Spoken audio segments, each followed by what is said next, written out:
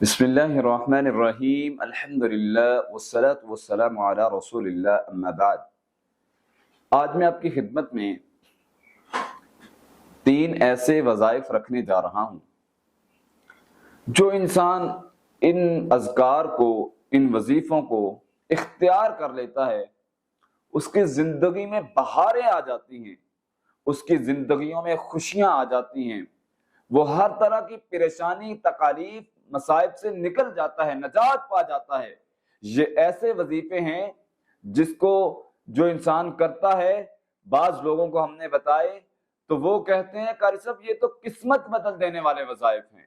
ہم نے پڑھنا شروع کیے، اللہ تعالیٰ نے ہمارے لیے آسانیاں پیدا فرما دی، ہماری تو قسمت ہی بدل گئی جب سے یہ وظائف کرنا شروع کیے۔ سب سے پہلے نمبر پر وہ وظیفہ جو اللہ کے پیارے نبی صلی اللہ علیہ وسلم نے فرمایا، جو بیان کیا، اور یہ کلمات ایسے کلمے ہیں جس میں اللہ کی توحید ہے، اللہ کی تعریف ہے، اللہ کی تحمید ہے، اللہ کی تکبیر ہے۔ اللہ کی تکبیرات کے ترانے جب انسان کو آ جائیں، اللہ کی تحمیدات کے ترانے جب انسان پڑھتا ہے تو وہ اللہ کا محبوب بندہ بن جاتا ہے۔ وہ کون سے کلمات ہیں؟ سبحان اللہ والحمد للہ ولا الہ الا اللہ واللہ اکبر، لا حول ولا قوت الا باللہ۔ یہ کلمات اتنے اللہ کو پیارے لگتے ہیں، جو انسان یہ پڑھنا شروع کر دیتا ہے، یقین مانے اس کی زندگی میں خوشیاں ہی خوشیاں آ جاتی ہیں۔ اس ذکر کو اپنا معمول بنائیں۔ اور نبی کائنات صلی اللہ علیہ وسلم کی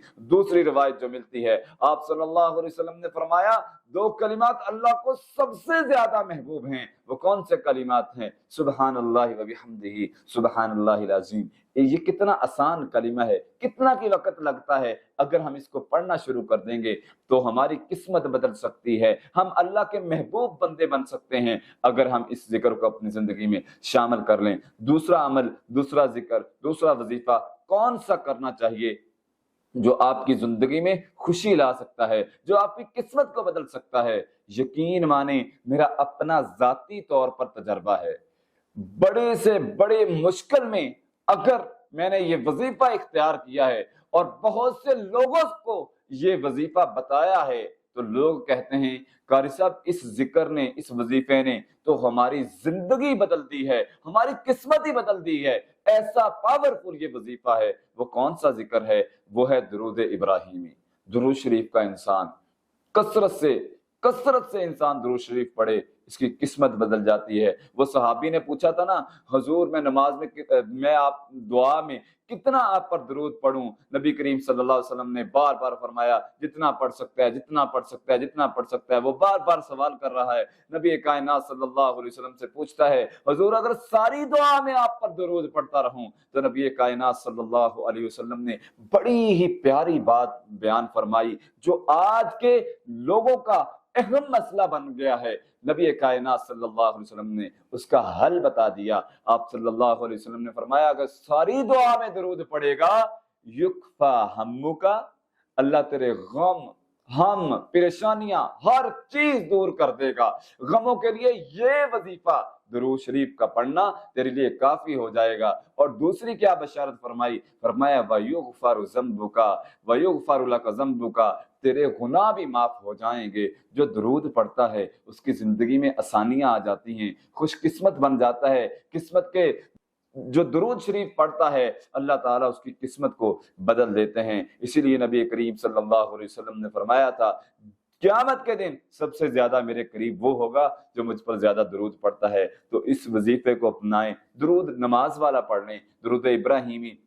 درود آپ اللہم صلی علی محمد وعلی آل محمد اتنا بھی پڑھ سکتے ہیں، صلی اللہ علیہ وسلم اتنا بھی پڑھ سکتے ہیں، جتنا آپ کو لیے آسانی ہے، جیسے آسانی ہے درود کو اپنی زندگی میں شامل کریں۔ تیسرا عمل، تیسرا ذکر، تیسرا وظیفہ جو آپ کی قسمت کو بدل دے گا، جو آپ کی زندگی میں خوشیاں لے آئے گا، وہ یہ ہے کہ استغفار کو لازم پکڑیں۔ من لازم الاستغفار جعل اللہ، نبی کائنات صلی اللہ علیہ وسلم نے فرمایا جو استغفار کو اپناتا ہے، اختیار کرتا ہے، اللہ تعالیٰ اس کی تنگیوں سے اس کو نجات دے دیتے ہیں۔ قرآن کا بھی یہ فیصلہ ہے، فَقُلْتُ اسْتَغْفِرُوا رَبَّكُمْ إِنَّهُ كَانَ غَفَّارًا يُرْسِلِ السَّمَاءَ عَلَيْكُمْ مِدْرَارًا وَيُمْدِدْكُمْ بِأَمْوَالٍ وَبَنِينَ وَيَجْعَلْ لَكُمْ جَنَّاتٍ وَيَجْعَلْ لَكُمْ أَنْهَارًا۔ خالق و مالک کا یہ اعلان اور فیصلہ ہے جو استغفار کو اپنی زندگی میں لے آتا ہے۔